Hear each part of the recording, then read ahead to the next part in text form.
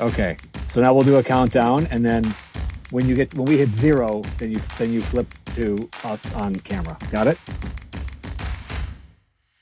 Does that make sense? I can't hear you. Yes, it does. Okay, she's ready to go. Brad, you ready to go? Yep. I'm just All drawing right. big light bulbs. Go for nice big light bulbs you got there, Brad. What do you plan on lighting up with them? All right, here we go. In 5, 4, 3, 2. Here we go. Welcome to Sketchy Ideas, the Life Point Counterpoint video podcast, where we illustrate and debate concepts surrounding leadership, business, personal achievement, and navigational beacons in a way that may make you think twice before you implement that new idea you just learned all about on the internet. Welcome. I am Michael Rampolla. I'm Brad James. And today it's episode 94 of Sketchy Ideas, which we are calling Lead Your Ship, or Getting the Crew Rowing in the Right Direction. But before we teach you how to do that, let's hear a word from our sponsors. Brad, over to you. Hey, friends. It's now summertime, at least up here in bright, warm, humid Milwaukee.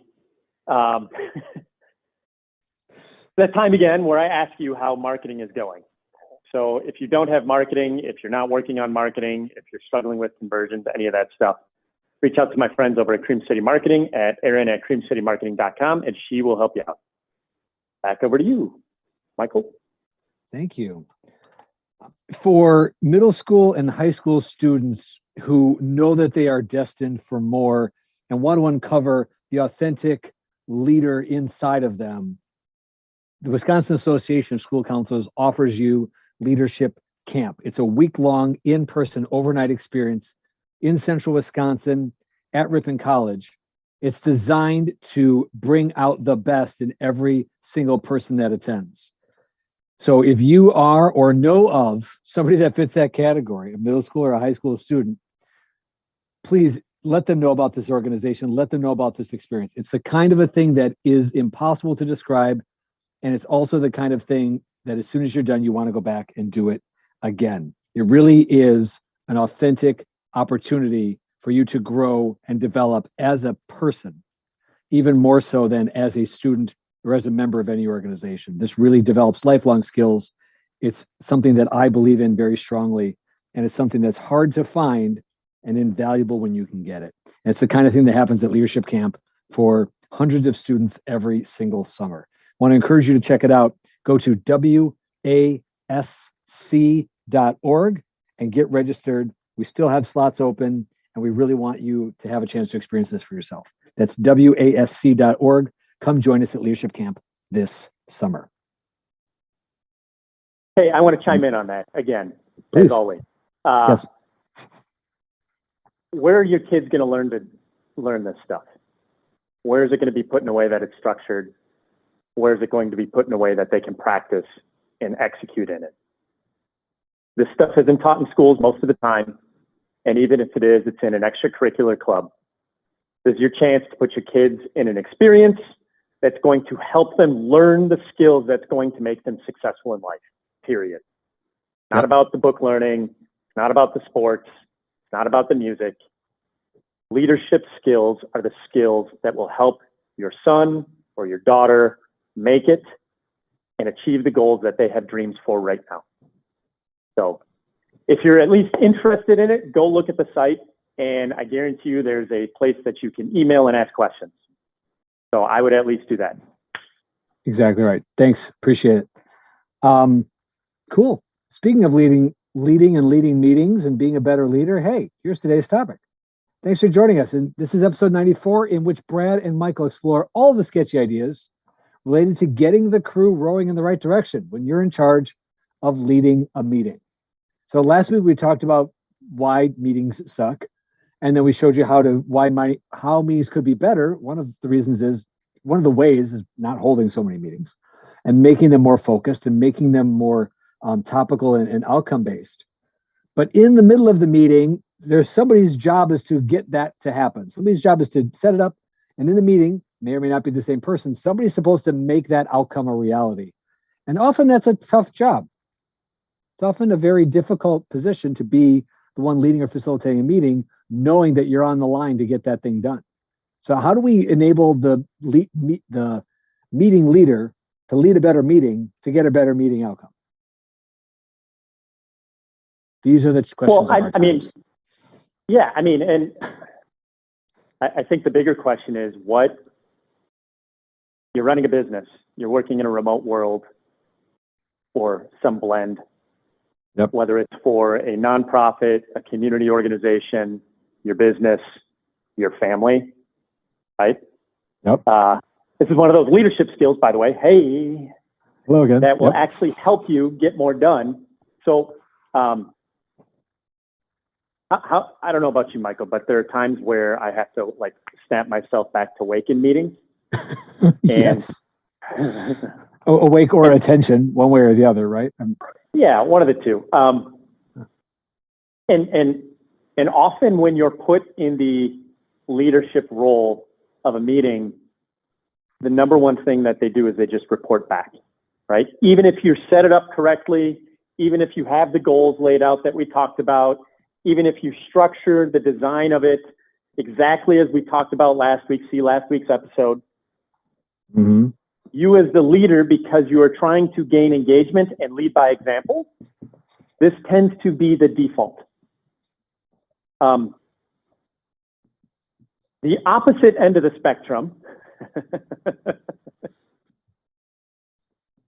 is the leader who shows up with that, but doesn't actually come prepared to lead because somebody else is now doing all that other stuff for them.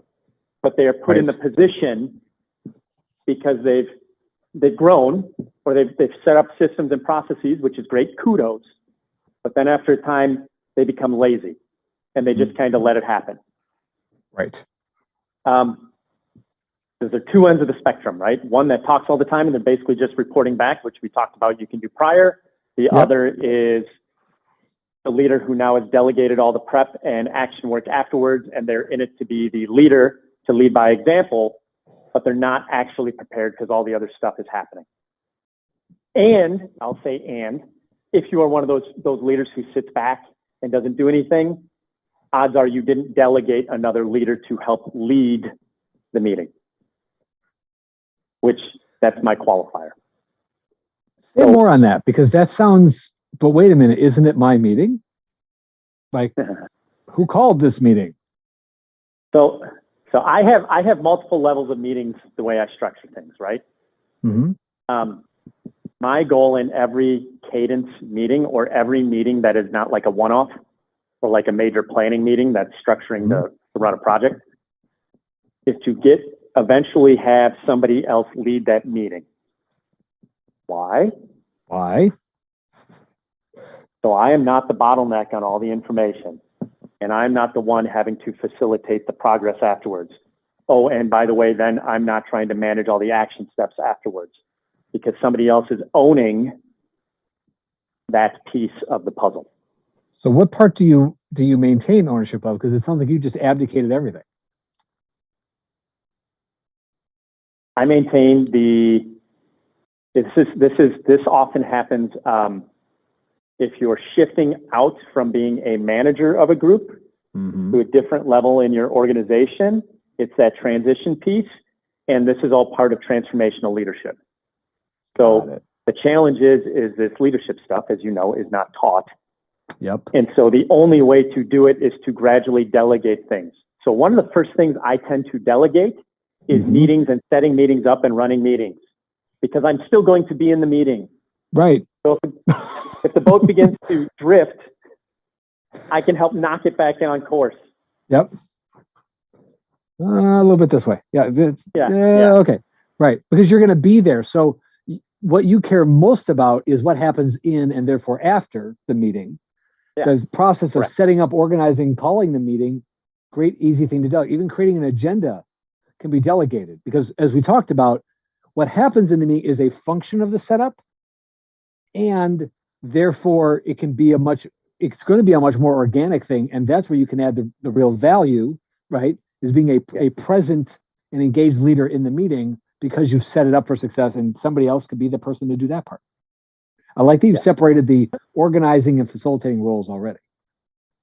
Yeah, that's why when we talked about leading your ship, you look at, like, you've got a captain, you've got your first mate, you've got your navigator, you've got your wheelman, you've got all of these different, you've got your linesman, right? Your ropes. Yep. Like, you have all of those roles. It's the same thing as if you're a coxswain on a rowing boat. You have different positions on that boat that all do slightly different things based on what you needed to do during the race. Isn't the coxswain's job just to yell? Pretty much. Sweet. I know some people would be great for that. So this is the point, right? Like, initially people are just coxswains and they just report and go, row, faster. Like, what am I telling you that you don't already know? Like, what's my job is to row. Why? No, but it's like, if I'm the guy in the boat, I'm going, no kidding. So it's the same thing as, like, in the old Viking ships, they had the drum, right? The drummer underneath, and the drummer would row. Yes, exactly. Increase speed. Boom, boom, boom, boom, boom, boom. Mm-hmm. Okay. I guess there's value. Okay, in some situations, there's value to keeping a cadence and just telling people to meet faster. But roles are important, and proper alignment of roles is important. You gave me a point towards our friend the Rasic chart when you started talking about the organizer versus the facilitator versus the reporter on the right. Like, knowing your role in the meeting is important. That's more on that for next episode. But again, the leader's role primarily, you don't have to be the person to organize the meeting to be the person who's contributing and supporting in the meeting itself. Correct. That's exactly right. And I think more often than not, that's what people feel they're supposed to do if they are, quote unquote, leading a meeting. Because that's the default.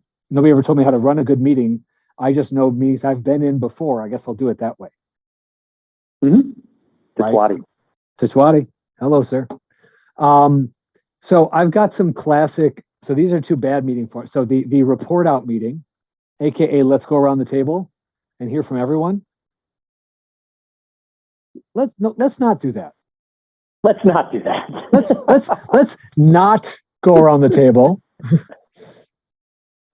Let's hear from people with something to contribute. Yes.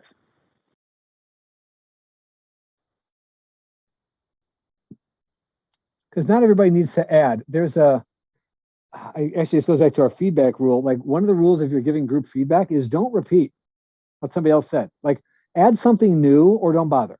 Like, yeah, I agree with everything that Joe said, and let me just repeat it in my own words. No, let's not do that. But that's also on. We'll get to that. I want to address that. But I think that's also, this is part of leading a meeting, right? Is over the time. You just talked about reporting in autopilot. Yep. I guess I don't know if you've got a third style that's not great. I'm sure there are. Only two styles. Well, the third style that's not great is the meeting that should have been a memo. Like, we've hopefully preempted that. Yeah. But when you're in a meeting, I guess underneath it is the meeting of chaos would be the other version that's bad. Oh, yes. Okay. But then, like, part of you leading a meeting is setting a culture of the meeting, right? We've talked about cadence before. We've talked about it a lot in leadership, right? Cadence is creating a process. Cadence is creating a system that alleviates anxiety for everybody else so they know what to expect. Cadence is building that consistency to be able to hold people accountable to it. Cadence takes time to build towards. So my point is on that cadence takes time to build towards is that if you get people who are repeating things in the meeting, one of the things that you should do is build out when that happens, call it out. Go, hey, I know you appreciate it. I know you want to be a part of it. Part of what we're trying to be is efficient. So if you have the same thoughts, you do not need to repeat them.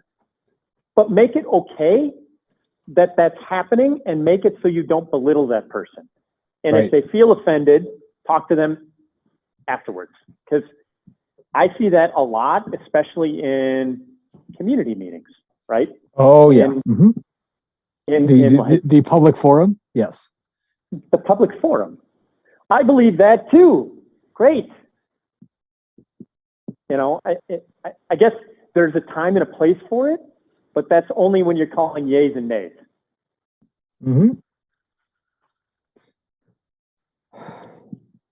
So I'm building some things here. So rules and guidelines, also roles and responsibilities, knowing who's in charge of what is a thing, and then holding them to that, right? You're in charge of keeping time. We have 3 minutes for this piece, for example. And I think back to Using time effectively. Right. I think it's in the word, use time effectively. So here's a guideline, a thing to know.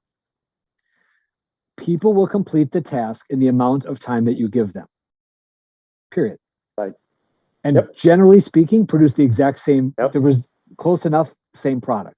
I give you an hour, I give you a minute, I get about the same thing out from a decision-making perspective. More often than not.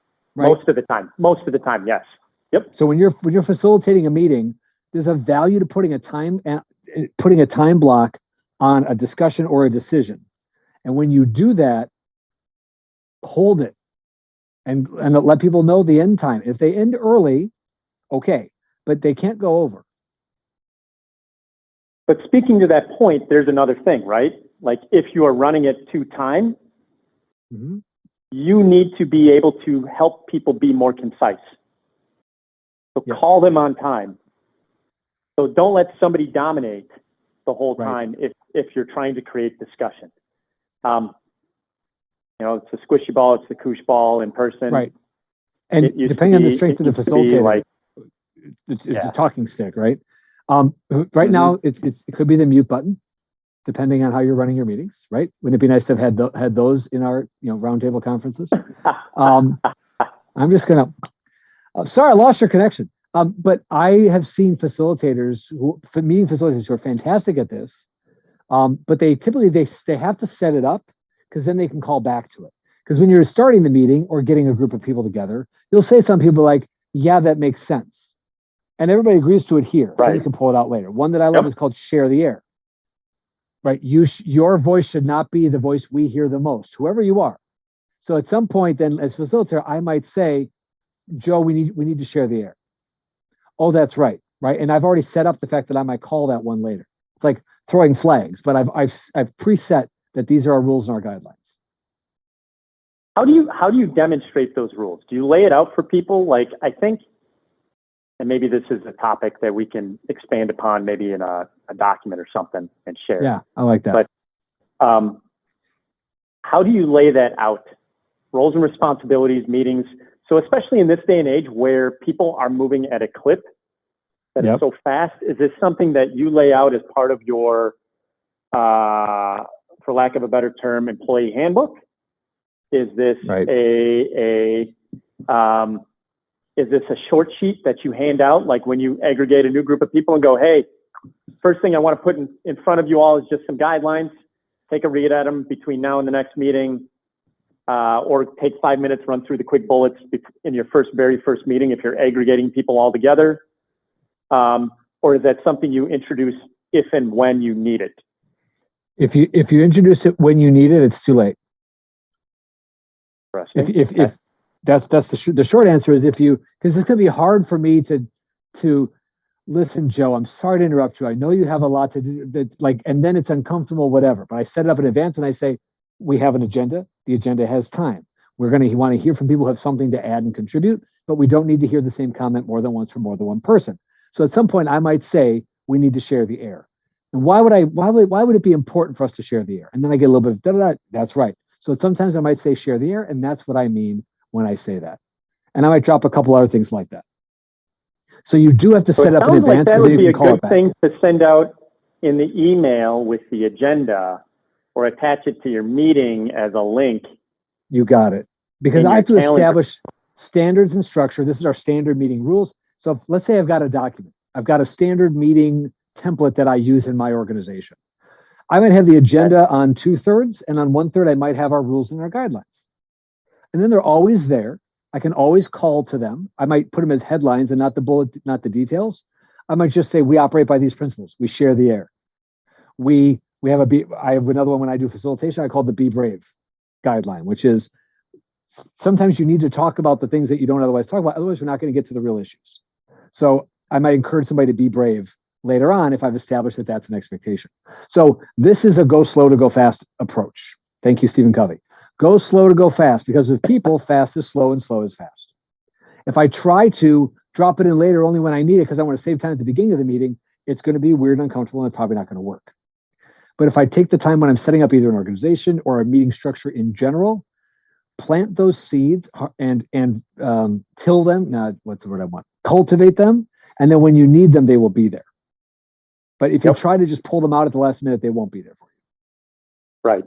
Yep. I think another thing. I think this is a great. Here's what we're going to do. Michael and I are going to make sure that that's there, and it'll be available to download on the website. So I like it. Those rules that Michael uses, we'll make sure. I'd love to. And I've learned, brought them in from different organizations, kind of come up with my top 6 list over time, and it really works in just about every darn situation, which is great. Another one I want to add, because that's one. There's a structure. So to run an effective meeting is not a one-time event, right? This cadence, this structure that you're talking about, that was one good meeting. Hopefully we find another one day, right? This takes time to establish. So the other thing I want to encourage is align the start of every meeting to the vision of the organization and or the outcome of the meeting. In bigger enterprises, you might have seen this too, Brad, maybe in their conference rooms, right? They have the vision, mission, and the values of the organization framed as art in every single conference room. And nobody knows what they say. Which is funny because you see them every day. I can still repeat back when I was at Manpower Group, I know I can do the 6 values.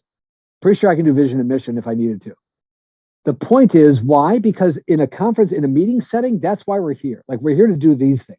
Right. Anything that happens at this table should be under the umbrella of the vision, mission, and the values of the organization we represent. So if that isn't in the title slides, not that you should be having slides at every meeting, but if that isn't at the top of your agenda or in the first 2 slides of every meeting, it should be. A, it's cheap real estate, but B, it reminds us why we're here. And it frames everything that comes after and under to the point, the vision, the mission, the values. Here's how the values is how we operate. Vision is where we're trying to go. Mission is the journey we're on to get there. So if we can organize every meeting under those 3 principles, we're going to have better meetings in general and consistently. So there's my plug for take the moment to realign what we're doing and why we're here. Because you never want to walk in a meeting on autopilot. Why are we here? What is this about? And who called this meeting? None of those should ever be a question for anybody walking into the room. You just should on everybody. I totally do. I should it all over this place.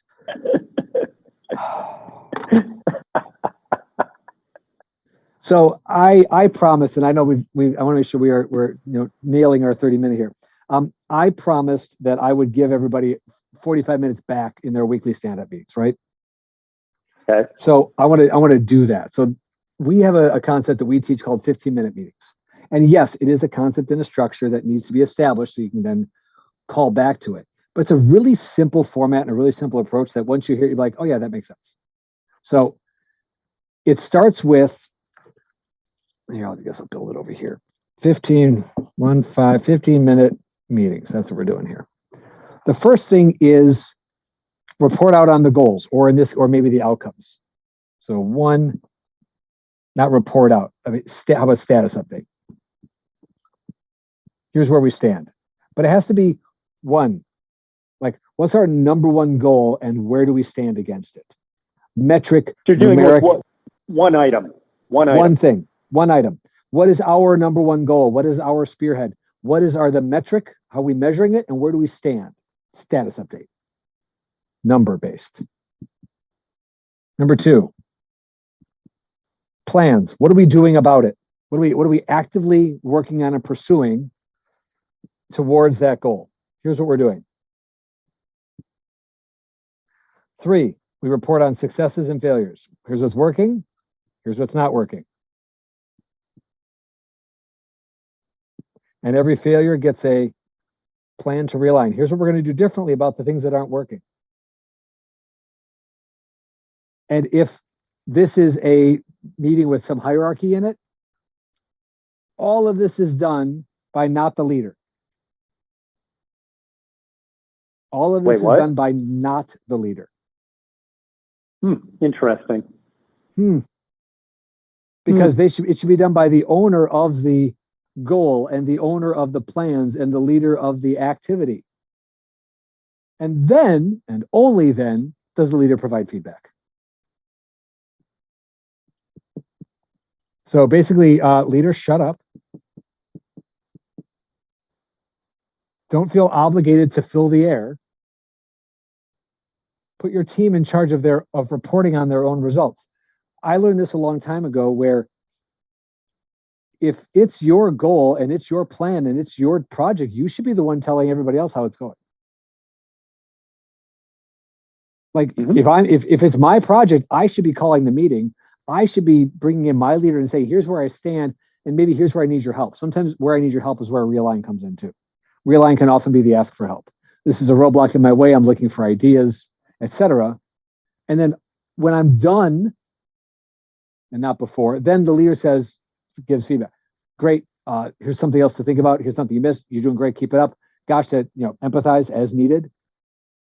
But you can turn a 45-minute, an hour-long, update meeting into a 15-minute meeting, because that can get done in like 5 minutes or less on any topic. And if we have a focus meeting and we even have 3 people in it, we should be able to get around the horn in 15 minutes.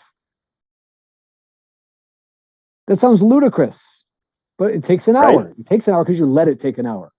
As I said, people will get the job done in the amount of time that you give them. I think it goes back to the fact that currently we're at a point in time where meetings are thought to be spotlight times.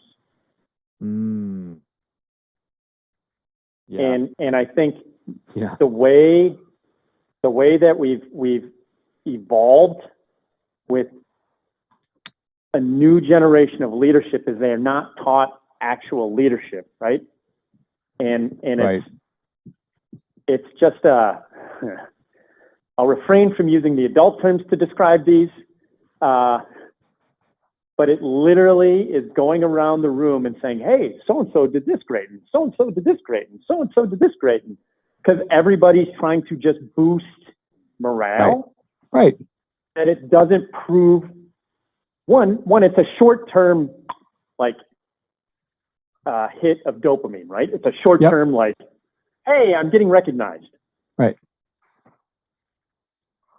I find that those are done good every once in a while in public, but they're better if you can do it in private and be specific and talk about it. Don't use your meetings for that. Instead, facilitate, like Michael's describing, and this 15-minute concept I have seen done very well. And I've also seen teams have to rise to the challenge of doing this because it's really awkward to sit there in silence the first few meetings and watch everybody squirm. Yep. Wait, I need to give a status update? You do. Yeah. This absolutely requires preparation, and more than just giving out the format. Like the first few, you're going to have to coach people through it. But that is the time investment that a leader makes to not have to be the one in charge of everything all the time. Right? And I'll give you one. Right? It's not easy. So a couple tips to make this work. Introduce the concept during a currently hour-long meeting. I just watched this podcast and we're going to try this thing. All right, it's a 15-minute meeting, but it's an hour long. Does that mean we're going to have 4 of them? No, we're going to go for 1. Here's the format. Here's the general idea. It's going to require each of you to be prepared. I am going to meet with you individually before the next meeting to help you prepare your portion. But that's longer than an hour already. Yes, it is, but I'm doing it once. So I'm going to take my time to invest in each person individually, prepare them for the format. And then when the meeting happens, the first one might still be an hour. Okay, let's try the 15-minute meeting format within our hour, and let's talk about how it went when we're done, and we might use 45. But after a couple times, you'll get down to 15 because people will learn to come prepared. You'll talk about what works and what doesn't, and you'll get there. So it might take you 3 or 4 rounds, and then it'll be worth it. This is the front end investment to get the back end ROI. You can't just drop this and hope it works, because if you do that, it's going to suck the first 2 times, and you're going to say, forget it, we're done with this stupid idea. I don't want that for you. I think if you're struggling to introduce it, though, sometimes throwing it out there can be the only way to get it done. Just the saying, Band-Aid method. We're going to do it. Yep. I think sometimes that is a good thing, which leads us to next week's episode. True. Where we're actually going to talk about how to be a good participant or a follower or somebody who's not the leader of the meeting, because notice we talked about how basically a leader just facilitates. That means you have to be a good member and a good participant. And so next week we'll dive into that. And I also want to throw in there, we'll add in some things for the leader to help those people do it. Because we dropped a couple bombs in here today saying, hey, look, this is what it should be. This is how you manage it. Now, how do you coach people on specific things? So let's dive into that next week. Resources out there. I like that. Yep. Yeah. I think this is a good one. We're going to package this thing up real nice. Real nice for everybody. But a real good. Real nice. Real good, real nice. Something you really enjoy. Really appreciate. I'll give one last thing on this because I can't forget it. If you're doing your update meeting sitting down, try doing it standing up. Called a stand up. It's called a stand up for a reason, people. Like the stand up meeting should be done standing up. Meetings go faster when you're not sitting down. I promise. If you're meeting in a physical location, stand up if you're laying stuff out on a board to move things.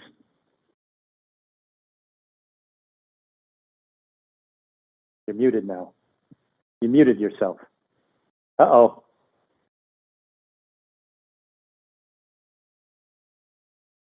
Can you hear me? Did we literally just lose you at the tail end? Can you hear me? Maybe it's... Is it me? Can't hear you, man. That's all right. Hey, friends, ending the show on a great time. I'm back. It just kicked in. All right. I got it. So we just talked about how to make a meeting successful. We trust that you learned something too. More to learn next week, and more to learn in the meantime. So in next week's episode, we're talking about how to be a better meeting participant to make better productive use of your time and not just a waste of it. In the meantime, send us your questions, ideas, complaints, anecdotes, and memes to info@sketchyideasshow.com, and a member of our production team will get back to you appropriately. So come back next week when we miss our turn for even more sketchy ideas live. And remember, just because it's a sketchy idea doesn't mean it's not worth exploring. We'll see you next time.